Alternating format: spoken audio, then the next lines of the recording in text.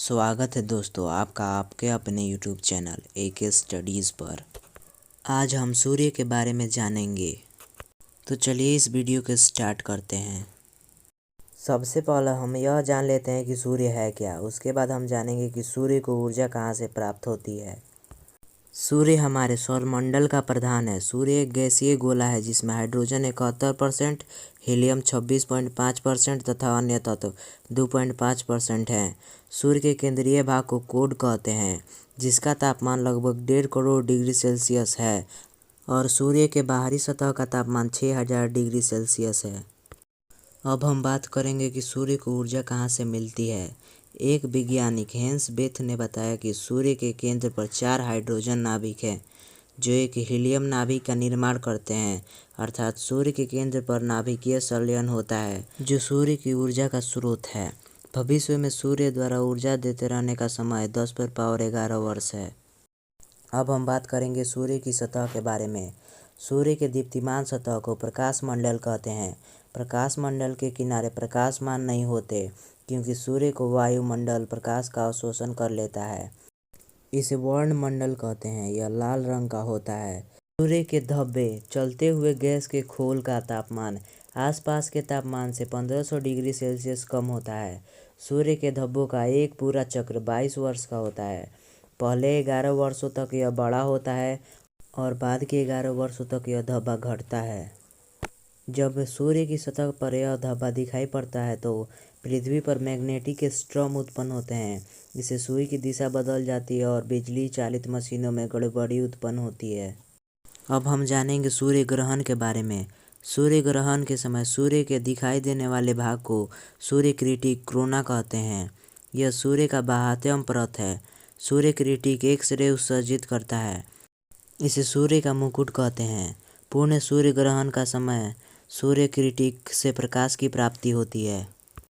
जब सूर्य और पृथ्वी के बीच में चंद्रमा आता है तब सूर्य की रोशनी पृथ्वी तक नहीं पहुंच पाती और जिसके कारण सूर्य ग्रहण लगता है। सूर्य हमारी मंदाकिनी दुधमेलका के केंद्र से लगभग 30,000 प्रकाश वर्ष की दूरी पर एक कोने में स्थित है। यह दुधमेलका मंदाकिनी के केंद्र के चारों ओर 250 किलोमीटर पर सेकंड की रफ्तार से परिक्रमा कर रहा है। इसका परिक्रमण काल लगभग 25 करोड़ वर्ष का है, जिसे ब्रह्मांड वर्ष या कॉमस ईयर कहते हैं। सूर्य का भी एक अक्ष है और वह अपने अक्ष पर पूरब से पश्चिम की ओर घूमता है। इसका मध्य भाग 25 दिनों में और ध्रुवीय भाग 35 दिनों में एक घूर्णन करता है। अब बात करते हैं सूर्य और पृथ्वी के बारे में। सूर्य के प्रकाश को पृथ्वी तक पहुंचने में 8 मिनट 16.6 सेकंड का वक्त लगता है। सूर्य का व्यास 13,92,000 किलोमीटर है, जो पृथ्वी के व्यास का लगभग 110 गुना है। सूर्य हमारी पृथ्वी से 13 लाख गुना बड़ा है और पृथ्वी को सूर्य ताप का 2 अरबवां भाग मिलता है।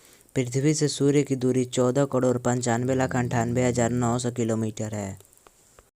सूर्य की आयु लगभग 5 बिलियन वर्ष है।